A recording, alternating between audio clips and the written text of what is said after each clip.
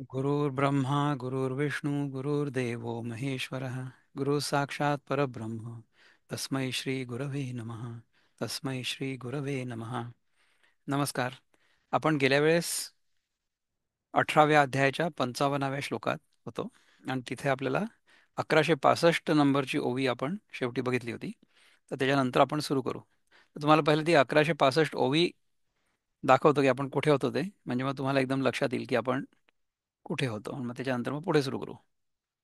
आणि आकाश हे आकाशे दाटले न ढळे जैसे मिया आत्मेन आपण पे तैसे झाले तया. आणि आकाशानेच हे आकाश अगदी दाट भरून असल्यामुळे जसं ते इकडे तिकडे मुळीच हलत नाही, त्याप्रमाणे मी जो आत्मा त्या माझ्यामुळे त्याला आपल्या ठिकाणी तसं झालं. आपल्याला समजा आपल्या आत्मस्वरूपाचं दर्शन झालं किंवा त्याचा बोध झाला, तर आपल्याला हे लक्षात येईल की आकाशाप्रमाणेच आपण कुठे हलत नाही. आपली जी जाणीव आहे ती नेहमी जशीच्या तशीच असते आणि त्या जाणीवेमध्ये आपल्याला अनेक अनुभव येतात आणि जातात. त्या जाणीवेमध्येच आपल्याला काळाचं भान होतं. त्या जाणीवेमध्येच आपल्या मनामध्ये स्मृती तयार होतात आणि त्याच्यामुळे एकामागून एक क्रम तयार होतो आणि या क्रमामुळे स्मृती तयार होते. त्याच्यामुळे आपल्याला असं वाटतं की हे सगळं जग जे आहे ते सगळं जग खरं आहे. ही आहे माया. ठीक आहे ना. त्याच्यासकट सर्व विश्व आत्मरूप झाल्यामुळे त्याला जाणं राहिलं नाही. आपण कुठे जाणार आणि कुठून येणार? आपल्याला न जाणं आहे न येणं आहे. आपण जिथे आहोत तिथेच आहोत. कल्पांती उदक उदके रुंधिलिया वाहो ठाके तैसा आत्मेनी मिया येके कोंदला तो. कल्पाच्या शेवटी पाण्याने अडवल्यामुळे ते जसं वाहण्याचं थांबतं, त्याप्रमाणे मी जो एक आत्मा त्याने तो सर्वत्र पूर्ण भरला. कल्पाच्या शेवटी पाण्याने अडवल्यामुळे ते जसं वाहण्याचं थांबतं. आता बघा की कल्पांताच्या वेळेस म्हणजे आत्ता जे सध्या आपल्याला दिसतंय ना सगळं जग, ते सगळं जग जेव्हा बुडेल. आता तुम्ही माझ्या मागे बघतात की मागे पाणी पण आहे आणि थोडेसे डोंगर पण आहेत. समजा असं झालं की सगळीकडे पाणी भरून राहिलं, नुसतंच पाणी, बाकी काहीच नाही. असं होऊ शकतं का? विचार करा थोडासा. समजा ह्या जगामधला सगळा बर्फ वितळला. तुम्हाला हे माहिती आहे का की जगामध्ये जेवढं पाणी आहे ना, त्या पाण्यापैकी साधारण 97% 97% समुद्रामध्ये. आपल्याला जे पाणी लागतं पिण्यासाठी, आपण समुद्राचं पाणी पिऊन नाही राहू शकत. तर समुद्रामध्ये 97% पाणी आहे. म्हणजे आपल्या पृथ्वीवरचं जे पाणी आहे ना, त्याच्यापैकी 97% समुद्रामध्ये. ते आपल्याला वापरण्यासारखं नाही आहे, म्हणून मनुष्याला. त्यानंतर जे उरलेलं 3% आहे ना, त्याच्यापैकी सुद्धा अधिकांश म्हणजे 2% जास्त हे पोलर आईस कॅप्स म्हणजे उत्तर ध्रुवावर आणि दक्षिण ध्रुवावर जो बर्फ आहे, त्या बर्फावर ते जमा झालंय. म्हणजे त्या बर्फाच्या रूपाने ते पाणी आहे. आणि जे भूगर्भात आहे म्हणजे ग्राउंड वॉटर म्हणतात त्याला, ते आणि सरफेस वॉटर म्हणजे नद्या वगैरे किंवा तलाव वगैरे, हे सगळं मिळून साधारण अर्धा पाऊण टक्का आहे फक्त. जगात जेवढं पाणी आहे पृथ्वीवर त्याच्यापैकी अर्धा ते पाऊण टक्का फ्रेश वॉटर आपण ज्याला म्हणून आहे, जे वापरण्यासारखं आहे. त्यातलंही आपण काय केलंय की अनेक तलावांमध्ये म्हणा किंवा समुद्रामध्ये सुद्धा नद्यांमध्ये सुद्धा आपण किती प्रदूषण तयार केलंय. त्यामुळे वापरता येण्यासारखं पाणी फार कमी आहे, ज्याच्यावर कुठल्याही प्रकारची प्रक्रिया न करता समजा आपण वापरू असं म्हटलं, तर त्या पाण्याचं प्रमाण या जगामध्ये खूप कमी आहे आणि त्यालाही आपण प्रदूषित करतोय. म्हणजे तुम्ही विचार करा की आपण कसा निसर्गाच्या नियमांचा संपूर्णपणे विसर स्वतःला पाडून घेतलेला आहे आणि त्याचा नाश करतो आहोत, है ना. तर पाणी समजा पाण्याला अडवतं म्हणजे काय करतं? पाण्याने पाणी अडवू शकतं का? आपण असं म्हणू का की समुद्र आणि नदी अडवली? असा समजा विचार केला तर काय होईल की समुद्र आणि नदी जेव्हा एकमेकांमध्ये मिसळतात, तेव्हा आपल्याला एक गंगासागर ज्याला आपण म्हणतो ना, म्हणजे नदी जिथे सागराला जाऊन मिळते, तो एक भाग दिसतो. पण समजा सगळी पृथ्वी पाण्याने बुडलेली असली तर आपल्याला तिथे नद्या दिसतील का? म्हणजे काय झालं की पाण्याने पाणी अडवलं, सगळीकडे पाणीच पाणी आहे. पाण्याने पाणी अडवलं म्हणजे कल्पांत झाला. हे काय की ही सगळी पृथ्वी बुडाली पाण्यात. पण मागे पण एकदा थोडासा विचार केला होता ना, की देहांत होत असताना काय होतं. पहिले पृथ्वी तत्व जे असतं ते जलतत्वामध्ये विलीन होतं. तर ह्या पृथ्वीमध्ये पृथ्वी तत्व समजा जलतत्वाने पूर्णपणे आच्छादित झालं, म्हणजे पृथ्वी पाण्यात बुडाली. तर काय होईल? पाण्याने पाणी अडलं.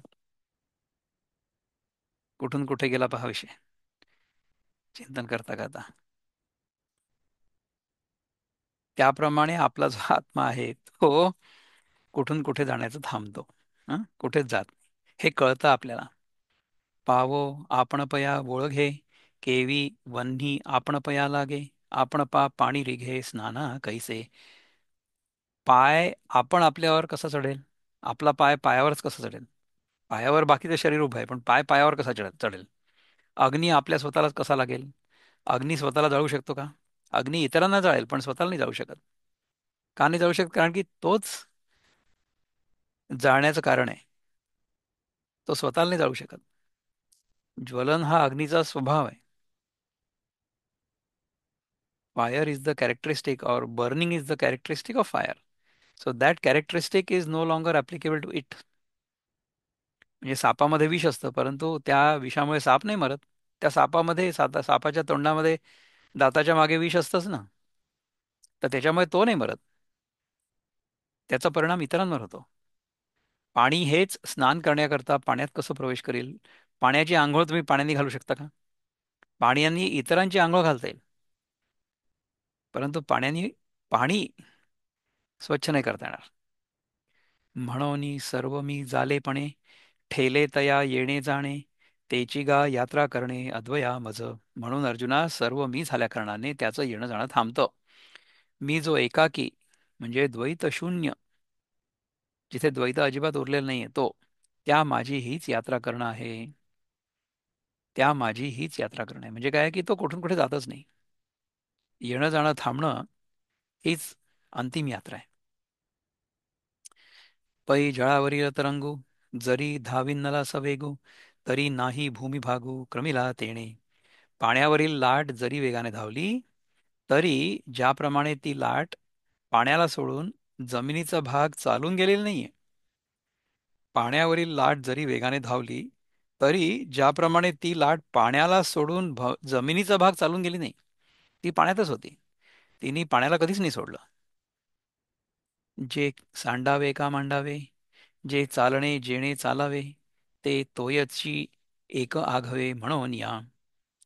त्या लाटेने जे ठिकाण टाकावं अथवा ज्या ठिकाणी जावं, जे चालणं आणि ज्याच्या योगाने चालावयाचं ते सर्व एक पाणीच आहे. म्हणून तुम्ही विचार करा की पाण्यावरची लाट समजा जमिनीवर आली, तर तिने पाणी कधी सोडलं होतं का? हे लाटेचं येणं किंवा तयार होणं आणि नष्ट होणं हे सगळं पाण्यातच सुरू आहे ना. आपण मागे सुद्धा 15व्या अध्यायामध्ये पाण्याचं उदाहरण बघितलं होतं. आठवतंय तुम्हाला? की द्वाविमो पुरुषो लोके क्षरश्चाक्षर एव च अक्षर सर्वाणि भूतानि कूटस्थोऽक्षर उच्यते, उत्तमः पुरुषः तु अन्यः, परमात्मा इति उदाहरता, यो लोकत्रयमाविश्य विभर्ति अव्यय ईश्वरः. हे 15व्या अध्यायात आपण शिकलो. हं? तर द्वाविमो पुरुषो लोके म्हणजे समुद्र आणि लाट ह्या दोन्ही गोष्टी पाणीच आहेत. तो पुरुषोत्तम आहे. म्हणजे पाण्यामध्येच समष्टीचा विचार केला तर समुद्र अशी आपण त्याला उपाधी देतो पाण्याला. आहे पाणीच. आपण त्याला समुद्र म्हणतो. का? कारण की ती समष्टी आहे. त्यामुळे त्याच परमात्म्याला आपण समष्टीच्या दृष्टीने ईश्वर म्हणतो. आणि त्याच पाण्याला लाटेच्या रूपाने आपण लाट म्हणतो. ती लाट आहे तर पाणीच आहे ना. त्याचप्रमाणे त्या परमात्म्याला आपण जीवात्मा म्हणतो. येस अदोष, हात वर केला आपण. हा, पाण्या हा विषयावर चर्चा चालू आहे. हा हा. तर अ, आणि त्याच्यात मग एक गंगेचं उदाहरण डोळ्यासमोर येतं, की हा. राम तेरी गंगा मैली पापियों के पाप से. हम्म. तर हे कितपत आधुनिक काळात फिट आहे. आहे ना. तर ते आपण विचार करायला पाहिजे की त्या पाण्याला आपण प्रदूषित करावं की नाही करावं. त्याची कथा वेगळी आहे थोडीशी, की गंगा सगळ्यांची पापत होते, तर मग गंगेनी काय करायचं त्या पापांचं. तर ती गंगा ती पापं सगळी समुद्राला देऊन टाकते. गंगा पापत होते आणि पापं वाहत वाहत सगळी समुद्राला जाऊन मिळतात. मग समुद्र काय करतो? समुद्र ती पापं जी आहेत ना, ती वाफेमार्फत ढगाला देतो. आणि मग काय होतं? तो ढग जो आहे तो परत येतो आणि ज्यांनी पापं केली असतील त्याच्या डोक्यावर तो ढग ती पापं पुन्हा टाकतो. असं होतं. त्यामुळे त्या पापांचं प्रायश्चित्त पुन्हा त्याच पाप्याला भोगावं लागतं. असं होतं. पण विषय तो नाही आत्ता. विषय जो आहे तो, उदाहरण जे दिलं, लाट, समुद्र आणि पाणी, हे उदाहरण कशाकरता दिलं होतं? हे उदाहरण ह्याच्याकरता दिलं होतं की आपण स्वतः त्या पाण्यासारखे आहोत. म्हणजे माझं खरं स्वरूप जे आहे ते पाणी आहे हे जर मला कळलं, तर मी लाट किंवा समुद्र याच्यामध्ये अडकणारच नाही ना. अद्वैतामध्ये भक्त आणि ईश्वर किंवा देव या दोघांमध्ये काही अंतरच नाही आहे. हे दोन्ही एकच आहेत. हे जर कळलं, तर मग भक्ताचं येणं जाणं थांबतं. म्हणजे काय की मी आत्ता सध्या या देहामध्ये आहे, मग मी हा देह सोडून दुसऱ्या देहामध्ये जाणार आहे आणि मग त्या देहामधनं पुन्हा पुढे जाणार आहे वगैरे अशा प्रकारच्या कल्पनांमधनं आपण मुक्त होतो. होतं बरोबर उलट आहे. होतं हे आहे की माझ्या जाणीवेमध्ये याच्या आधी अनेक देह आले आणि गेले. आत्ता सध्या माझ्या जाणीवेमध्ये हा देह आहे. हा देह देखील सारखा बदलतो आहे, परंतु माझी जाणीव बदलत नाही. आपल्याला दिसतं एक्झॅक्टली उलट. तर ते उलट कसं दिसतं हे अगदीच पहिल्या अध्यायात सांगतात ना. पहिल्या श्लोकात 15व्या अध्यायाच्या भगवान काय सांगतात की ऊर्ध्वम मूलम अधशाखा, वरती मुळं आणि खालती शाखा. अशा प्रकारचं झाड जे आहे ते म्हणजे हे जगत आहे. हे जगत आपल्याला जसं आहे त्याच्या बरोबर उलट दिसतंय. तर ही आहे माया. तर हे जर समजलेलं असेल किंवा ह्याचं थोडंफार जरी आपल्याला आकलन असेल, तरच आपण अद्वैताच्या वर्गापर्यंत येऊ शकतो. नाही तर मग आपण अद्वैताच्या वर्गामध्ये यायला नको. कारण आपल्याला अजून द्वैत सत्य वाटतंय. द्वैत सत्य वाटत असेल तोपर्यंत मग द्वैतामध्ये राहण्याचे जे नियम आहेत ते सगळेच्या सगळे नियम आपल्याला पाळणं आवश्यक आहे. अद्वैताचा बोध झाल्यानंतर सुद्धा द्वैताचे नियम पाळणं आवश्यक आहे. कारण आपण द्वैतात राहतो आहोत ना. द्वैताचा पहिला नियम कुठला आहे? पहिला नियम जो आहे तो हा आहे की मला जोपर्यंत ज्या वस्तूची आवश्यकता नसेल तोपर्यंत ती वस्तू मी घेणारच नाही. आणि जेवढी आवश्यकता असेल तेवढीच मी घेणार. तर पहिले आपण अन्नापासून सुरुवात करायची, की मला जोपर्यंत भूक नाही लागत आहे तोपर्यंत मी नाही खाणार. आणि मग जे खाल्लेलं असेल ते पचवणार पहिले आणि मग ते पचल्यानंतर मग पुन्हा दुसरं खाणार. अशा प्रकारे जर आपण स्वतःला शिस्त लावली तर आपण ह्याच्या पुढे जाऊ शकतो. बोला आदर्श. एक अजून ॲड करू का? तुम्ही ते चांगलं सांगितलं, काय? की द्वैतात हे ठरवायचं, की I will follow the law of the land. Okay. म्हणजे हो, प्रश्नच नाही. तुम्ही जे एक सांगितलं ते द्वैताचे नियम सांगितला पण ह्याच्यात हाही एक नियम पाळणं जरूर, I will follow the law of land where I am residing. Of course you have to. Otherwise you will go to jail और यू विल बी फाइंड. असं आहे ना. तर त्यामुळे ते तर करणं आवश्यकच आहे. आपण जिथे राहत असू त्या देशाचे, काळाचे आणि निसर्गाचे हे सगळे नियम आपल्याला पाहणं आवश्यक आहे. ते नियम पाळत असलो तरच आपल्याला मुक्ती संभव आहे. ओके. पलीकडे बघूया. गेलिया ही भलते उता, उदकपणे पंडूस होता, तरंगाची एकात्मता, न मोडेची जेवी. समुद्रात ती लाट वाटेल तिकडे गेली असतानाही पाणीपणामुळे जी लाटेची पाण्याशी एकरूपता असते, ती ज्याप्रमाणे खात्रीने बिघडत नाही, त्या लाटेचं पाण्याशी जे एकरूपता लाटेची पाण्याशी एकरूपता असते. एकरूपता म्हणजे पाण्याच्या वेगळी आहे का ती? इट इज पाणी ओनली. पाणीच तर आहे ते, लाट म्हणजे पाणीच आहे. तर पाण्याशी त्याची एकरूपता जी आहे ती कधीही बिघडत नाही. तैसा मीपणे हा अवलोटला, तो आघवे याची मज आतू आला, हा या यात्रा होय भला कापडी बाजा. त्याप्रमाणे हा क्रमयोगी मी परमात्मपणाने पूर्ण भरलेला असतो, तो सर्व बाजूंनी मला प्राप्त झाला. असं होणं हीच माझी यात्रा होय. म्हणजे हा जो जीवात्मा आहे, साधक आहे, त्याला स्वतःच्या ब्रह्मस्वरूपाचा बोध झाला. म्हणजे काय की लाटेला मी पाणी आहे हे कळलं. आतापर्यंत ती लाट स्वतःला लाटच समजत होती. म्हणून मग ती काय करत होती की ती समुद्राचं भजन करत होती. कारण की समुद्र खूप मोठा दिसतोय ना, मी छोटीशी आहे. त्याप्रमाणे मी छोटासा जीव आहे आणि मी ईश्वराचं भजन करतोय, कारण की ईश्वर खूप मोठा आहे. परंतु मला लक्षात आलं की माझा जो एसेन्स आहे, माझं जे तत्व आहे ते, आणि भगवंताचं जे तत्व आहे ते, त्या दोन्ही गोष्टी एकच आहेत. भगवंत देखील सच्चित आनंद स्वरूप आहे आणि मी देखील सच्चित आनंद स्वरूपच आहे. लाटही पाणीच आहे, समुद्रही पाणीच आहे. मी पण सच्चित आनंद स्वरूप आहे, भगवंतही सच्चित आनंद स्वरूप आहे. म्हणजे काय झालं की मी आणि भगवंत एकच आहोत, in essence, not in appearance. I appear to be a small jivatma, मी छोटा आत्मा आहे आणि तो मोठा आत्मा आहे, परमात्मा आहे. जीव आणि ईश्वर ह्या दोन गोष्टी दिसायला वेगळ्या आहेत. म्हणून आपल्याला असं वाटतं की जीव ईश्वरापेक्षा वेगळा आहे, असं आपल्याला वाटतं. परंतु मला त्या ईश्वराचा बोध किंवा मला त्या ईश्वराचा अनुभव कुठे होतोय? माझ्या हातच तर होतोय.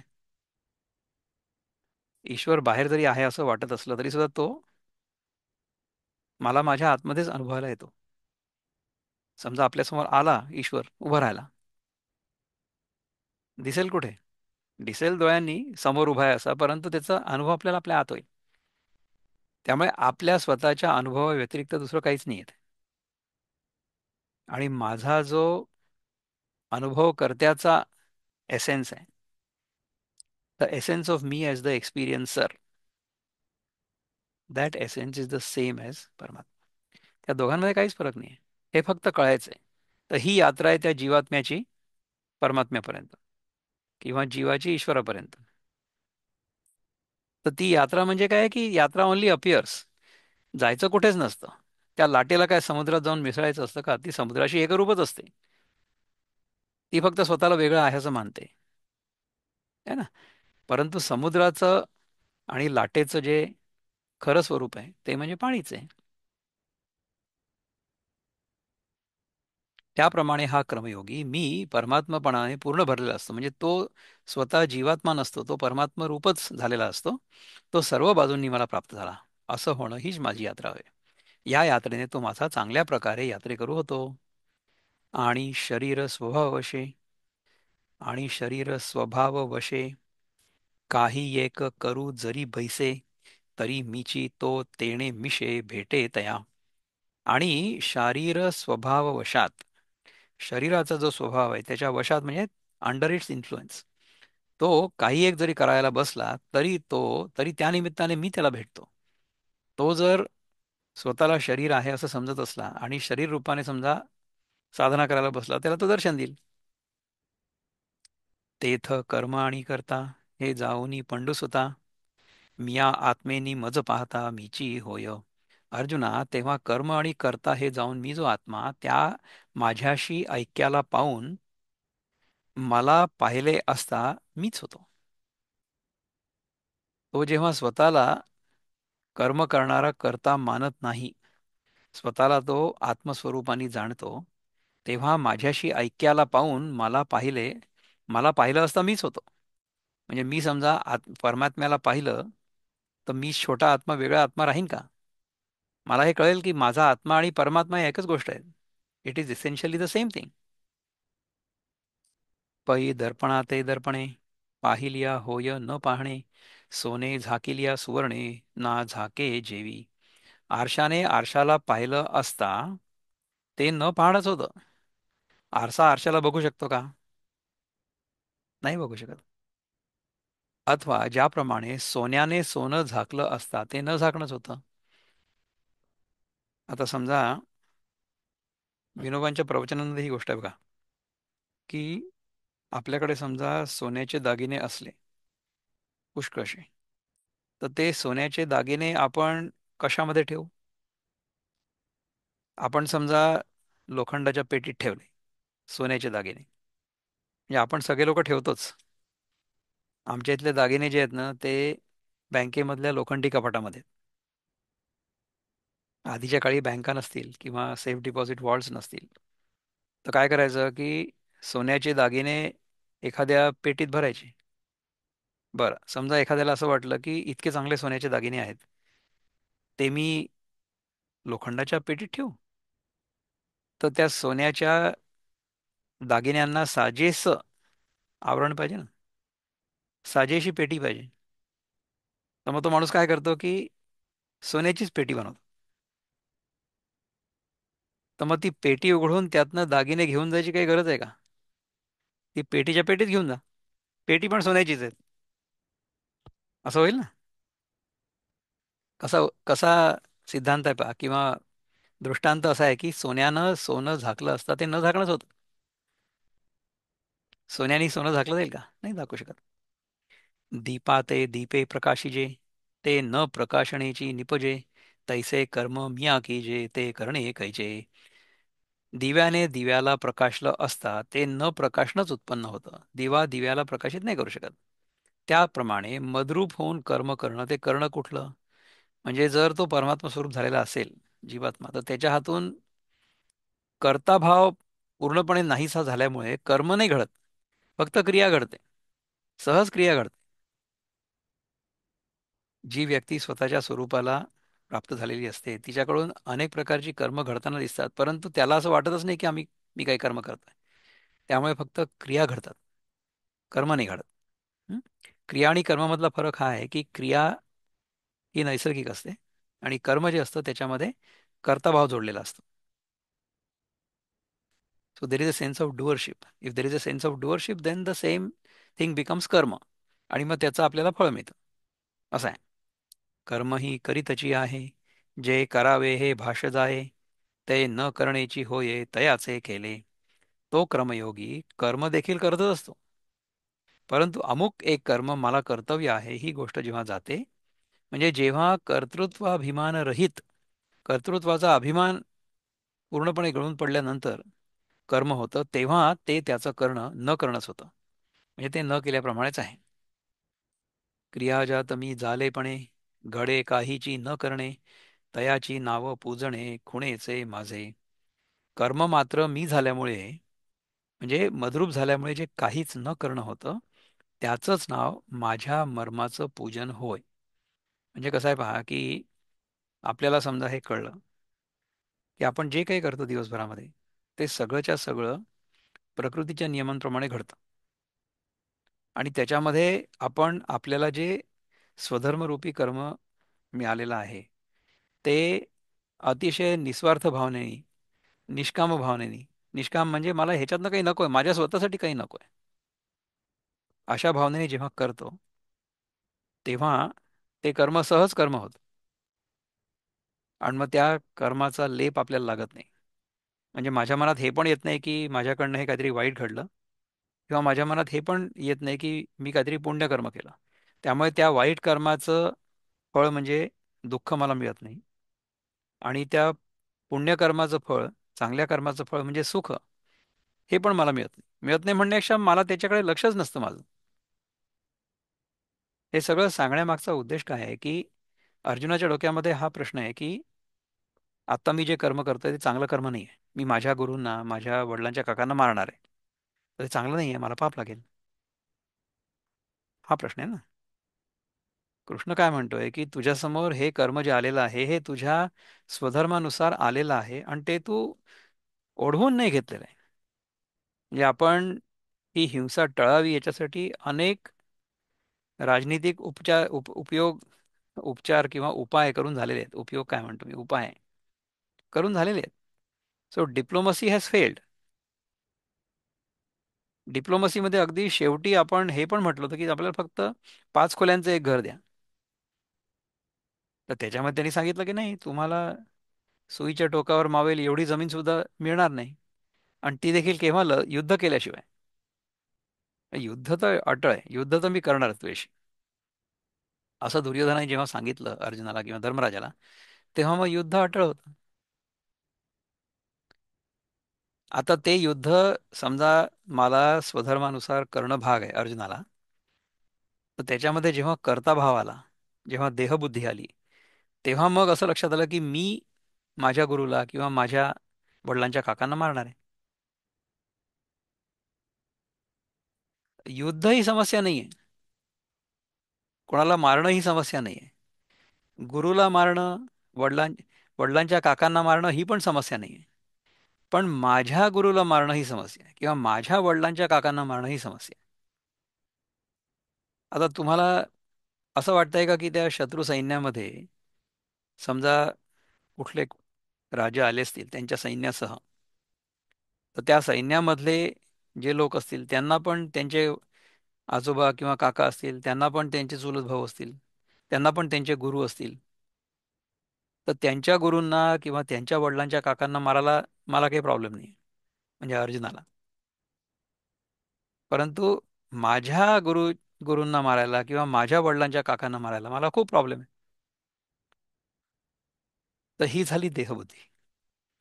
कारण की ह्या देहाच्याच संदर्भामध्ये हे माझ्या वडिलांचे काका आहेत ना, त्या देहाच्या संदर्भामध्ये ते दुसरे आहेत वडिलांचे काका, शत्रूच्या सैन्यातले, त्यांना मारायला काही प्रॉब्लेम नाही.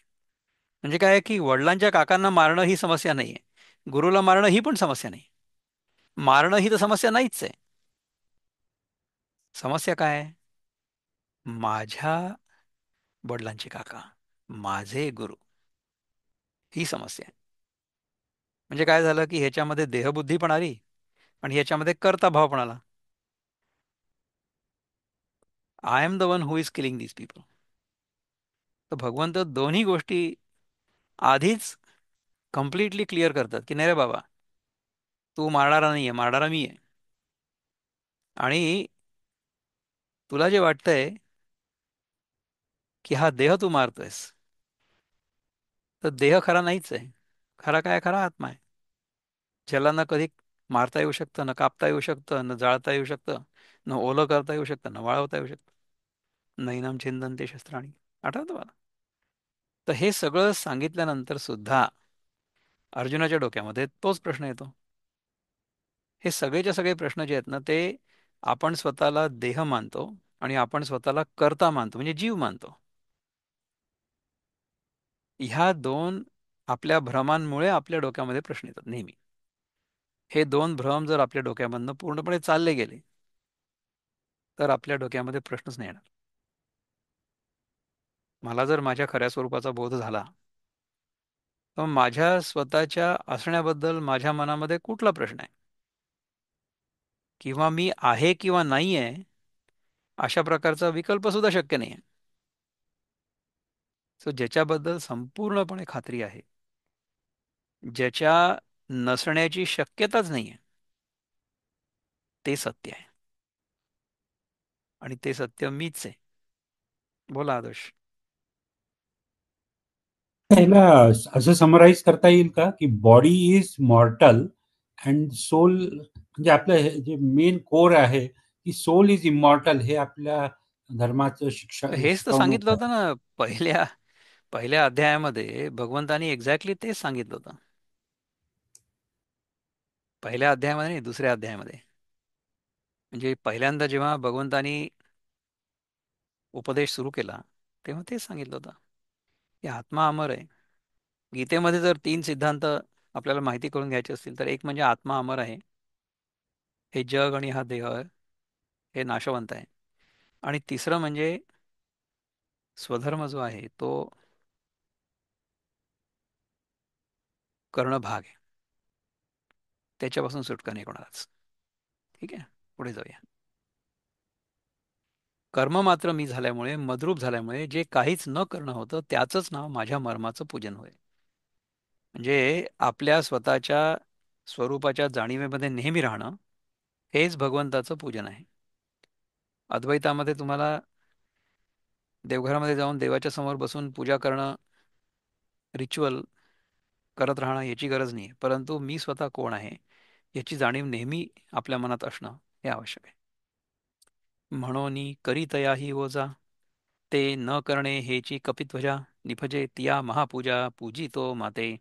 म्हणून चांगल्या रीतीने कर्म करत असतानाही अर्जुना त्याचं त्याचं न करणंच उत्पन्न होतं. म्हणजे अर्जुन हा युद्ध करत असून सुद्धा भगवंताला शरण जाऊन मग करतोय, त्याच्यामुळे त्याला त्याचं काही पाप लागत नाहीये. त्या महापूजेने तो माझी पूजा करतो.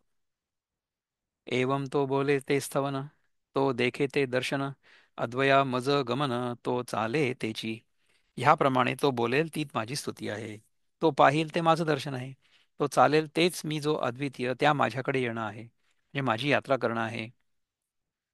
तो करी तेतुली पूजा, तो कल्पी तो जपू माझा, तो असे तेची कपिध्वजा समाधी माझी.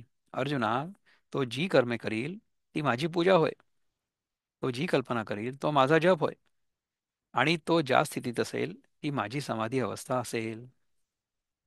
तर असा साधक परमात्म्याशी एकरूप झाल्यानंतर तो जे जे काही करेल तो सगळं भगवंताचंच कार्य असेल. जैसे कनकेसी कांकणे, असी जे अनन्यपणे, तो भक्तियोगे येणे मजसी तैसा. ज्याप्रमाणे सोन्याचं काकण सोन्याशी नेहमी अभिन्न असतं, त्याप्रमाणे तो माझ्याशी या भक्तियोगाने नेहमी अभिन्न असतो. सोन्याचं काकण जसं सोन्याशी अभिन्न असतं, सोन्याच्या काकणामध्ये सोन्या व्यतिरिक्त दुसरं काही आहे का? काहीच नाहीये. उदकी कल्लोळू, कापुरी परिमळू, रत्नी उजाळू अनन्यू जैसा.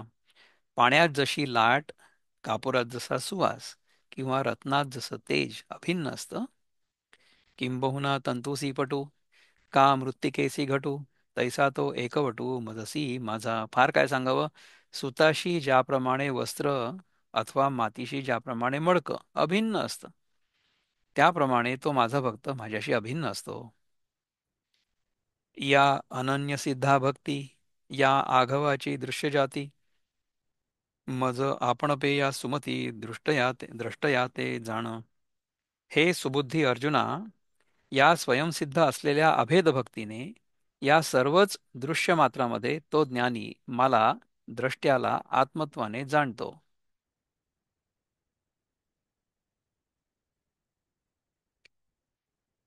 हे काय कळलं? पुन्हा एकदा वाचू. हे सुबुद्धी अर्जुना, या स्वयंसिद्ध असलेल्या अभेद भक्तीने या सर्वच दृश्य मात्रामध्ये तो ज्ञानी मला द्रष्ट्याच्या आत्मत्वाने जाणतो. या स्वयंसिद्ध असलेल्या अभेद भक्तीने. अभेद भक्ती म्हणजे काय? की मला माझ्या आणि परमात्म्याच्या मध्ये काही भेद आहे असं वाटत नाही. तीन गोष्टी वेगवेगळ्या आहेत ना या जगामध्ये. एक जीव आहे, मी अनुभव करता, हे जगत आहे, मी जे अनुभव करतोय ते, आणि एक ईश्वर आहे. ह्या तीन गोष्टी आपल्याला वेगवेगळ्या दिसतात द्वैतामध्ये. परंतु जो ज्ञानी आहे किंवा ज्याला त्याच्या स्वरूपाचा बोध झालेला आहे, तो अभेद भक्तीने, स्वयंसिद्ध असलेल्या अभेद भक्तीने. स्वयंसिद्ध म्हणजे काय? की माझ्या असण्याबद्दल माझ्या मनामध्ये कुठल्याही प्रकारची शंका नाही आहे. माझं असणं स्वयंसिद्ध आहे. मी आहे हे मला कळतं. मी आहे किंवा नाही आहे हे मला दुसऱ्याला विचारायची गरज पडत नाही. याचा अर्थ हे स्वयंसिद्ध आहे. It is self evident. Okay. अशा प्रकारे समजा अभेद भक्तीने किंवा अभेद भावाने आपल्याला परमात्म्याचं दर्शन झालं तर फार चांगली गोष्ट आहे. So let us see if we can go to the next श्लोक. तिन्ही अवस्थाचेनीद्वारे उपाध्युपहिताकारे भावा भावरूप स्फुरे दृश्य जे हे जागृती स्वप्न आणि सुषुप्ती या तिन्ही अवस्थांच्या द्वाराने आणि स्थूल सूक्ष्म आणि कारण या तीन प्रकारच्या उपाधींच्या आणि विश्व तैजस व प्राज्ञ या तीन उपहितांच्या आकाराने अभिमानी जीवांच्या आकाराने आणि भावरूपाने जे जागृती आणि स्वप्न या दोन अवस्थेमध्ये असणेपणाने व अभावरूपाने म्हणजे सुषुप्ती अवस्थेमध्ये नसणेपणाने हे दृश्य जग म्हणजे संपूर्ण विश्व अनुभवायला येतं. आता 1186 हे लक्षात ठेवा तुम्ही, कारण की हे जे एक वाक्य आहे ना, या एका वाक्यामध्ये आपल्याला हे समजून घ्यायला अर्धा तास तरी लागेल. ठीक आहे. आपण काय करू की आपण आत्तापुरतं इथे थांबू, पण ह्याच्या नंतरचं जे समजून घ्यायचं आहे आपल्याला ते आपण पुढच्या वेळेस समजून घेऊ. ठीक आहे. आत्तापुरतं मी इथे थांबतो. ओम पूर्णमद पूर्णमिदं पूर्णात् पूर्णमुदच्यते पूर्णस्य पूर्णमादाय पूर्णमेवावशिष्यते. ओम शांती शांती शांती. हरि ओम श्री गुरुभ्यो नमः. हरि ओम. नमस्कार.